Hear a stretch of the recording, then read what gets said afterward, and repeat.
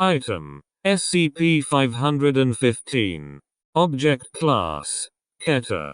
Special Containment Procedures: SCP-515 is to be kept entirely manacled to his sleeping quarters to the point of near total immobility. If SCP-515's enclosure is seen to be empty, top priority must be placed on immediate recapture. Locomotion or simple twitch response behavior exhibited by SCP-515 is to be noted and reported to research and emergency staff.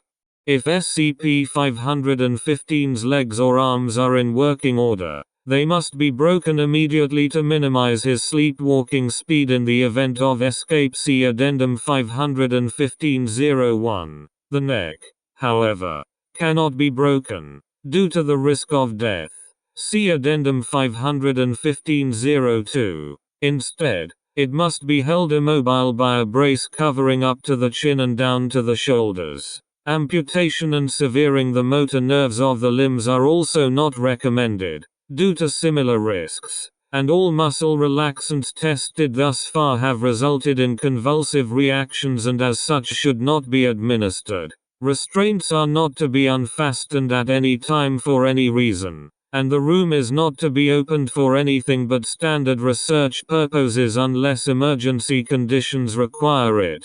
Maintenance crews and D-Class are also to be kept away from the enclosure unless otherwise noted.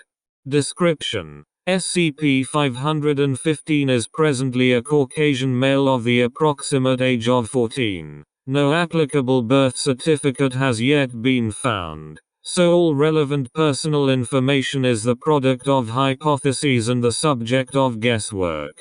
His basal metabolic rate is comparable to that of a blue whale or a mammal of greater size, but mass is slightly below average for humans of similar ages.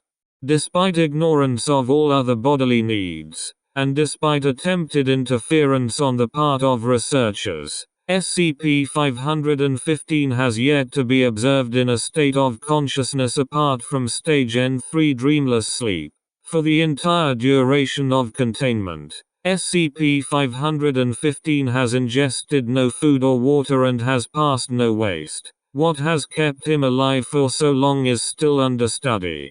Even asleep, SCP-515 has been known to speak on rare occasions. Little of what is said is intelligible, and that which can be heard is typically incoherent, similar to the speech of a person in the grip of delirium. Portions have been recorded for future research. No noticeable difference in the movement of SCP-515-1 has been noted during these periods.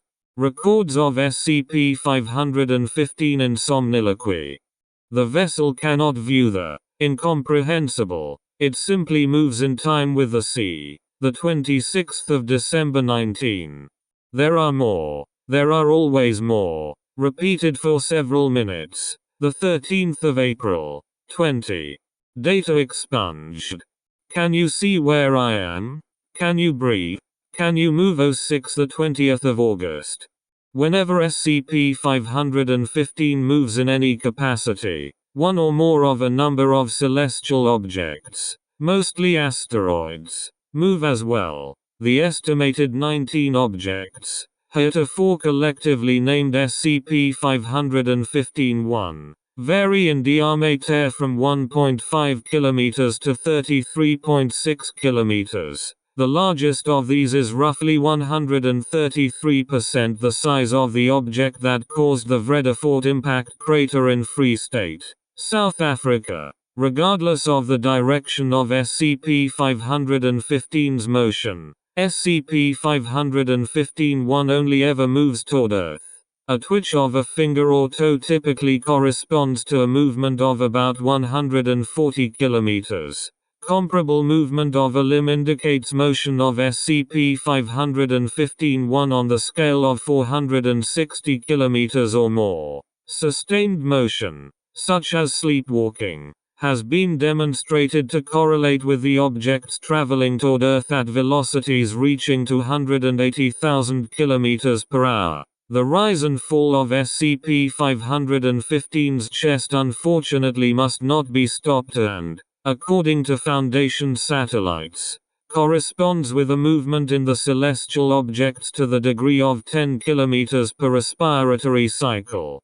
If SCP-515 is killed, it is presumable that someone with a similar anomaly will appear someplace else on the planet. See Addendum 515-02. Due to the difficulty and danger of having to find such an individual with no initial leads, it is stressed that killing SCP-515 is never an acceptable course of action.